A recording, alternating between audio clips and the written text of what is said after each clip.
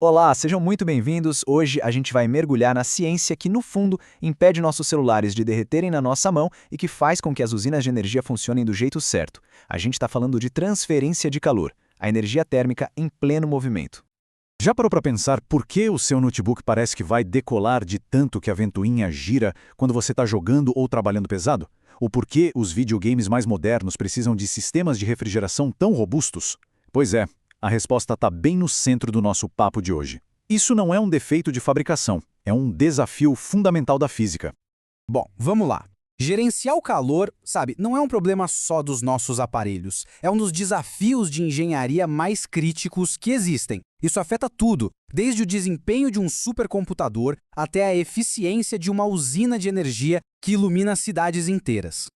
Parem para pensar um pouquinho nessa frase. O que limita um chip minúsculo não é o quão rápido ele pode processar dados, mas o quão rápido a gente consegue tirar o calor de dentro dele. A gente consegue fabricar chips absurdamente velozes, mas o verdadeiro gargalo é a física de como remover o calor que eles geram. Isso muda tudo, né? O resfriamento deixa de ser um detalhe para se tornar o fator principal que limita a tecnologia.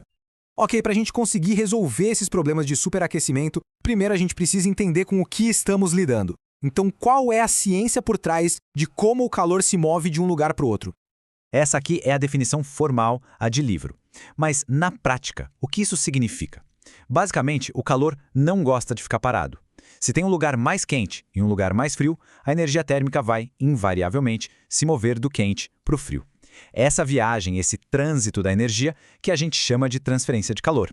É uma lei da natureza, simples assim. E a natureza nos deu, olha só, 3 jeitos diferentes para essa energia se mover.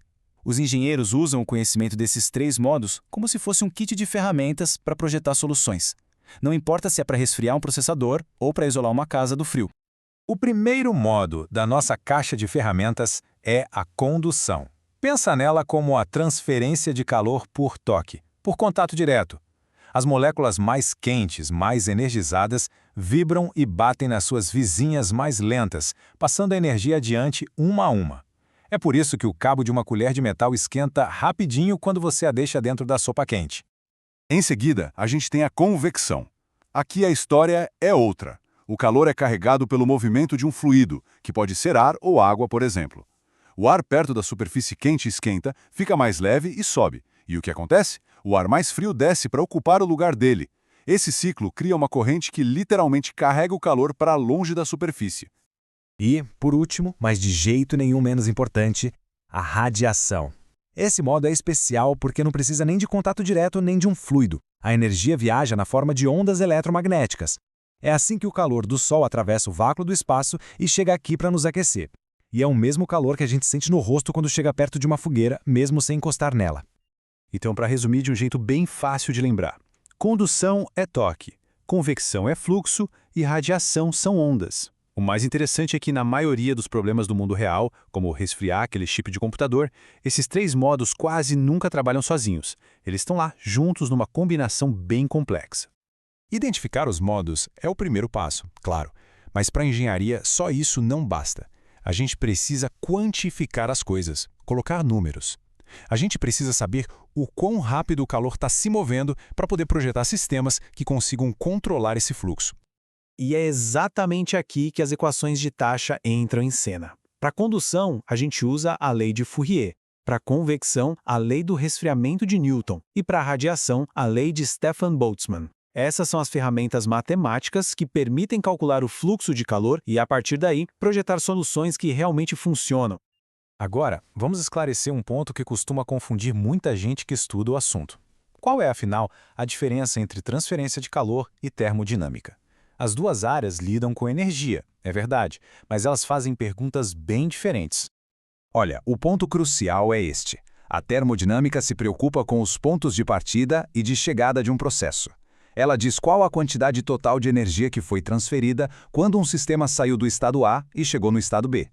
Já a transferência de calor, por outro lado, ela descreve a jornada. Ela nos diz a taxa, a velocidade com que essa energia se move e por qual caminho ela viaja. Essa frase aqui resume a relação entre as duas áreas de forma perfeita. A termodinâmica nos dá o limite de velocidade teórico, sabe? A eficiência ideal de um motor. mas é a transferência de calor que mostra os engarrafamentos e os obstáculos do mundo real que define o desempenho de verdade. Vamos pegar um motor térmico como exemplo? A termodinâmica nos dá um sonho, um limite máximo de eficiência, conhecido como eficiência de Carnot. É o melhor cenário possível. Só que a transferência de calor nos traz de volta para a realidade. Como o calor não consegue fluir de um lugar para o outro instantaneamente, existe algo chamado resistência térmica. É como um atrito. E por causa dessa resistência, a diferença de temperatura que o motor realmente aproveita é menor do que a ideal, o que no fim das contas sempre diminui a sua eficiência real. Isso tudo nos traz de volta ao começo. Agora que a gente já tem na nossa caixa de ferramentas o conhecimento da condução, da convecção e da radiação, e entendemos a diferença entre o quanto e o quão rápido, como a gente aplica tudo isso para resolver problemas? E aqui a gente vê a aplicação prática na veia.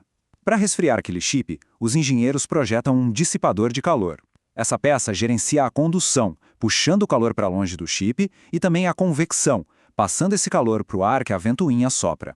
A escolha do material, o formato das aletas, tudo é pensado para otimizar essas taxas de transferência e garantir que o chip funcione numa temperatura segura.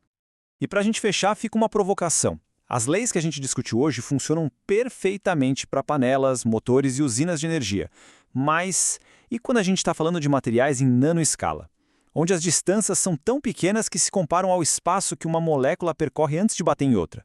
Será que as regras ainda valem do mesmo jeito?